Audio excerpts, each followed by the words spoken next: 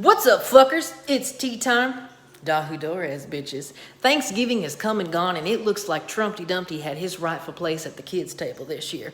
I guess after his white supremacy feast, the staff just cleared his dishes and he got right down to business. A beautiful transformation from kids' table to mini presidential desk. Can you get this at IKEA? No? Well, it was perfect for those baby hands and big Trumper tantrums he has whenever he's asked if he will concede.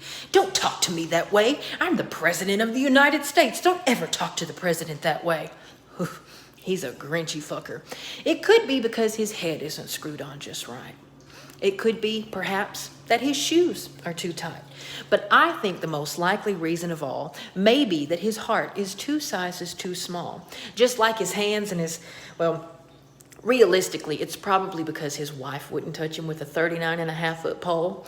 Now, with Thanksgiving's passing, that means we're right in the middle of the holiday season.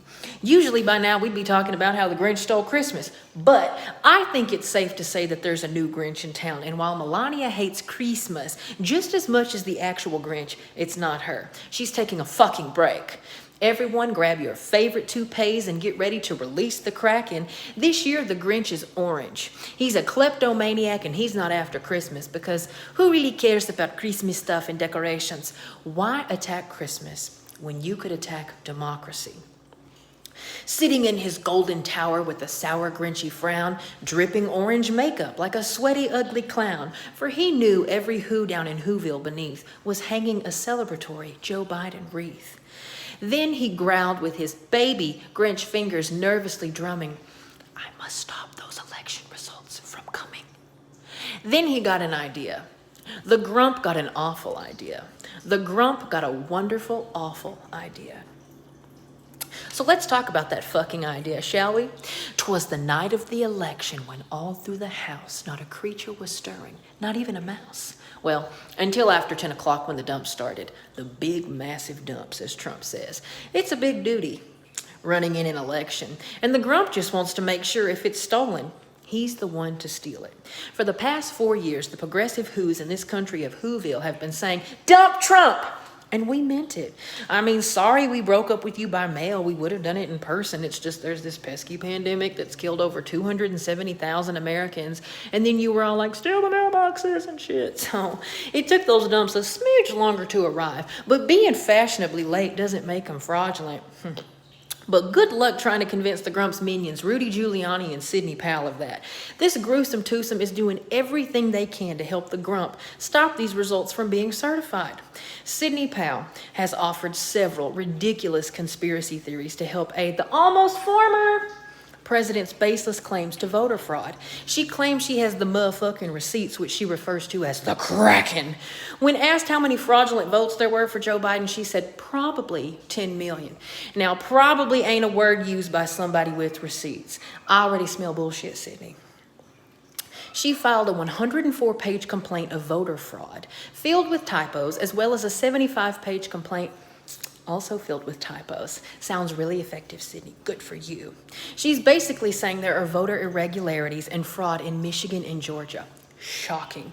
It even goes as far to say multiple constitutional violations. Looks like someone's trying to get this pushed up to Amy Coney Barrett. Now, who could have rushed Amy Coney Barrett to the Supreme Court before the election, and why? Powell said on Fox News, "I can hardly wait to put forth all the evidence we have collected on Dominion." In an interview with the conservative outlet Newsmax, Sidney claimed if anyone bothered to look, they'd probably find that U.S. elections had been rigged for decades. Ooh, so like the 2016 election, asking for Hillary. Even good old Rudolph was pushing the software conspiracies, and I'm not talking about the red-nosed reindeer. Rudolph Giuliani, the brown-nosed weirdo. Kudos to him for not standing between a dildo and human remains this time. And I didn't even see any hair dye running down his face. Look at you. Now, the hearing at the Hyatt was all about Dominion voting systems being owned by the company Smartmatic. Rudy brought up Sequoia, the company involved in the miscalculation of the Chicago vote in 2007 using Smartmatic technology. He followed that with Smartmatic's roots are in Venezuela, where elections have been rigged before. He's desperately trying to tie Dominion to Smartmatic to make everyone think that all elections are rigged, just like Sydney. I think it's time we release the real Kraken, the real motherfucking receipts. How about that? Dominion and Smartmatic aren't even the same company. They're actually competitors. Hoopsie doopsie. They're like McDonald's and Burger King. They also have no ties to Venezuela like the crackpot Kraken claimed. Also, my favorite thing about these claims made by Sydney and Rudy is that there was no Smartmatic technology used in any of the contested battleground states. Don't you think the software you claim allowed voter fraud should be used in the states where there's voter fraud? Shit like this just might be the reason your cases keep getting thrown out like last week's turkey, because the only fraud going on is the fraudulent voter fraud claims. Not to mention there were paper ballot recounts in Pennsylvania, Wisconsin, and Georgia that backed up the initial count, proving there was no fraud. A spokesperson for Dominion even went on Fox News informing everyone it is physically impossible to change votes. When you use a Dominion machine, you fill out your ballot on a touchscreen and then it prints out a copy of it. You give that paper to a local election official, so the tally on the machine would have to match the printed ballots, and they fucking did. On Sunday, the Grumps team disavowed Sidney Powell after she made accusations that Republican officials had been involved in a payoff scheme to manipulate voting machines. The first time she said something that actually sounded like it could happen, they kicked her out faster than a cat can lick its fucking ass. Sorry, Sidney.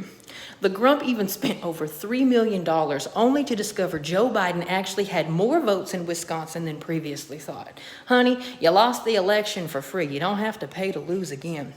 Sadly, though, for the Grump, voters, not lawyers, choose the president, and the voters legally chose President-elect Joe Biden. All 6 states where the Grump contested his defeat have now certified their election results. Even Bill Barr has said there was no widespread voter fraud. No matter how hard the Grump tried to stop the certification of the results, the certifications came. Somehow or another, they came just the same. And when he realized he officially lost, the Grump's large ego shrunk 3 sizes that day. The Grinch never stole Christmas. It comes every year, and Trump the Grump can't steal the election because democracy is here. It is what it is.